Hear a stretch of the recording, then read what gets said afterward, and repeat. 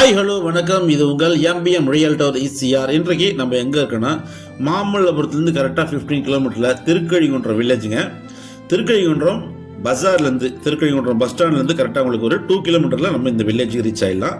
இந்த village name பார்த்தீங்கன்னா ஓரகடம் வில்லேஜுங்க. இந்த ரோடு ஸ்ட்ரைட்டாக அப்படியே போனீங்கன்னா ஆசான் டென்டல் காலேஜ், அதே போல் பார்த்தீங்கன்னா உங்களுக்கு நிறைய காலேஜ் ஸ்கூலு இருக்கக்கூடிய ஒரு அருமையான லொக்கேஷனுங்க. இந்த ரோடு பார்த்தீங்கன்னா உங்களுக்கு செங்கல்பட்டுலேருந்து இந்த வில்லேஜுக்கு உள்ளே வந்து அப்படியே பார்த்தீங்கன்னா உங்களுக்கு திருக்கழிகுன்றம் பஸ் ஸ்டாண்டுக்கு போகக்கூடிய சாலை. ஸோ இந்த சாலையில் தான் ஒரு பக்காவான ரெசிடென்ஷியல் லொக்கேஷனுங்க. நல்ல ஒரு வில்லேஜ் இது.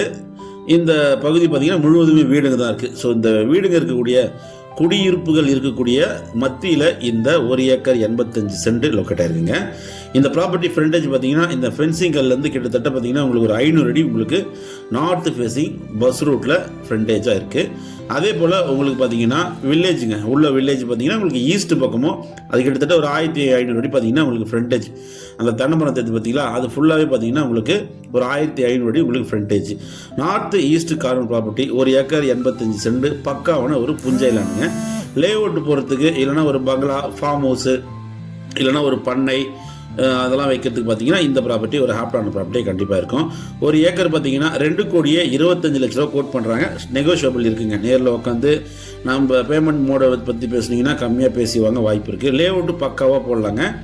பக்கத்துலாம் இப்போதைக்கு மார்க்கெட் ரேட் 1800 ரூபா nearby square feet layout போடுறாங்க. தேவைப்பட்டால் கான்டாக்ட் பண்ணுங்கள். நன்றி, வணக்கம்.